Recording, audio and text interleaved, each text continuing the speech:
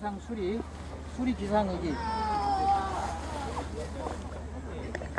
자, 이제 세종대의 천문과학의 이제 마지막 대미는 일상생활에서 물을 어떻게 관리할 것이냐, 하천에 불어난 물, 또 비에 오는 양, 과학 농사를 하기 위해서는 강우량을 측정해야 되는 거예요. 그 다음에 서울 청계천이 범람하거나 이런 걸 막기 위해서는 하천에다가 저런 수량의 높이를 측정할 수 있는 수표를 측정해서 어느 정도 높이가 되면 경보를 내리고, 그 다음에 어느 단계 오면 제사를 지냈어요. 기록하려면. 그래서 이것이 이제 수표가 되고, 저기는 풍기대예요. 풍기대라고 해서 궁 안에 바람이 어디서 부는지, 대략 풍속은 얼마나 되는지를 눈으로 판별할 수 있게. 많이 불면 저 깃발이 올라가겠죠. 그래서 이 풍기대와 수표와 추구기는 우리 일상생활에 응용하는 과학이라고 보시면 돼요. 그래서 제가 여기를 기상수리의기라고 해서 따로 떼서 마지막에 영역을 나누는 거죠. 자, 그럼 이제 세종대 추구기를 만들기 전에 어떻게 그러면 강우량을 측정했냐? 각 지방의 관찰사들은, 예를 들면 우리 이제 전라도에 왔으니까 전라도 관찰사는 전주 가명, 지금 가명 복원돼 있잖아요. 거기에서 이 53개 수령들에게 다 명령을 내립니다. 비가 오면 강수량이 얼마인지 측정해서 가명으로 보고를 하라. 그러면 이때 어떻게 측정했냐? 세종실록에 보면 토양에다가 물이 내리잖아요. 그럼 이 토양을 파요. 파서 얼마까지 젖었는가, 이 토양이 얼마의 깊이까지 젖었는가로 측정을 했어요. 지금 생각하면 참 비과학적이죠. 토양이 뭐로 이루어져 있느냐, 토양의 단단함과 토양의 구성 물질에 따라서 물이 스며드는 게 다 다를 거 아니에요. 그런데 그걸로 물이 젖은 깊이를 측정해서 보고했으니 이게 안 맞는 거잖아요. 그래서 뭘 했냐면 지침을 내렸어요. 통 깊이는 얼마, 직경은 얼마, 이렇게 해서 만들어라. 사기로 만들어도 좋고 뭐로 만들어도 좋다 해가지고 지침을 내립니다. 그러다 1년 있다가 다시 중앙정부에서 세종 때 아예 이런 통을 기준으로 해서 만들어가지고 보내줬어요. 그렇게 해서 이 깊이가 얼마인지 측정해서 보고하라 라고 한 거예요. 그런데 이게 대부분 다 사라졌거든요. 이게 지금 충청 가명 거 아마 본받았을 텐데, 이게 금형이에요. 금형, 비단금자. 우리 금강 알죠? 비단금. 그 금형, 금형 무슨 말이냐면 충청 가명이라는 약자예요.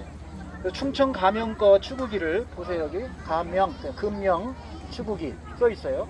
그래서 고 1척 5촌, 높이가 1척 5촌이다. 그럼 아까 1척이 뭐라고 그랬어요? 20.7cm라고 그랬죠.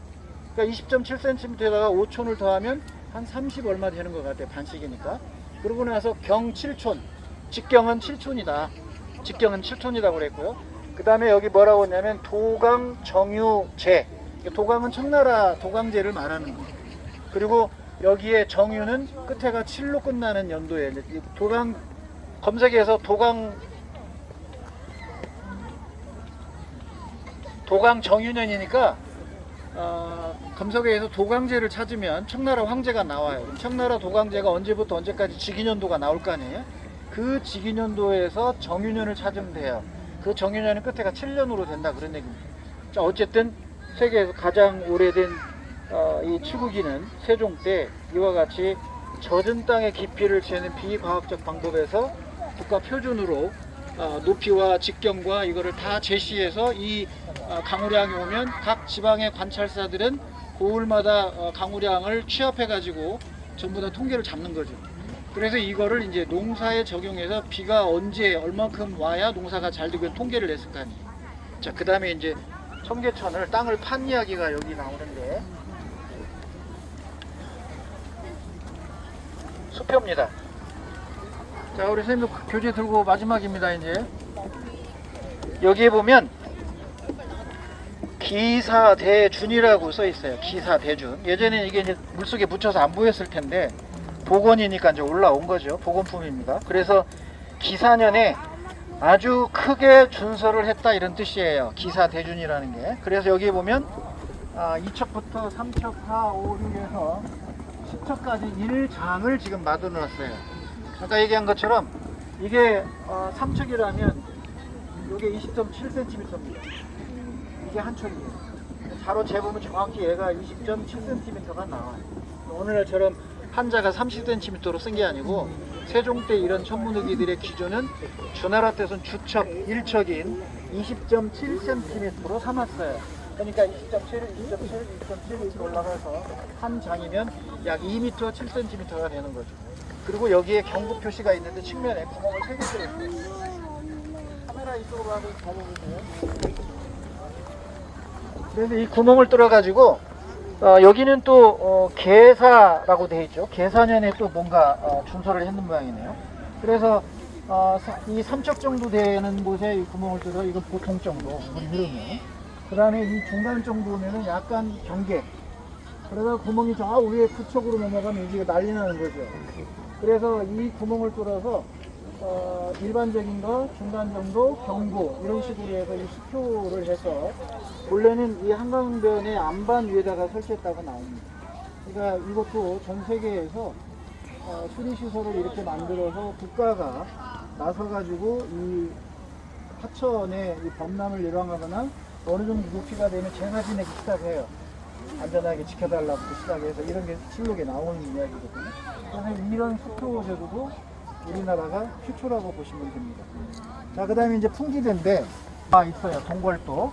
경복궁에 가면 박물관 입구에 보면 이 동골도 사진이 크게 그려져 있는데 거기에 이제 다 들어 있어요. 그래서 이 각져 있는 모습도 8개를 형상해서 팔각이에요. 보이죠? 팔각의 형태로 되어 있답니다. 그래서 위에 있는 저 깃발, 이 깃발이 어디로 움직이냐에 따라서 풍향을 계산하게 하는 거죠. 이게 왜 중요하냐면, 예를 들어서 전란 중이라고 하면 궁궐 안에 지금 상당히 심각한 상황이 될 텐데, 저 풍향이 어디냐에 따라서 궁궐 전투가 벌어졌을 때 중요해요. 화공작전이라든지 이런 거 벌일 때. 그래서 바람이 어디로 부냐에 따라서 적이 궁궐 안을 공격한다. 그러면 그 바람을 이용해서 불을 낸다거나 활을 쏘아서 불화살을 쏜다거나 이렇게 할 거 아니에요. 그래서 이 풍향이 상당히 중요합니다. 그래서 이 세종실록은 뒤져봤는데 이런 건 없고, 정조 때 이 정조가 관리들 시험 모집할 때 이 풍기대의 주제를 줘요. 풍기대로 글을 써라. 그런 기록을 제가 실록에도 찾았어요. 그래서 세종 때 했다고 하는 것이 분명할 텐데 자세한 내용은 없고, 정조 때 기록을 제가 찾았습니다. 이 세 가지는 추구기, 수표, 풍기대는 바로 생활 속에 응용과학으로 쓰이는 그런 물건이다. 이렇게 이해를 하시면 되겠습니다. 여기까지 설명 들으셔서 고생하셨어요.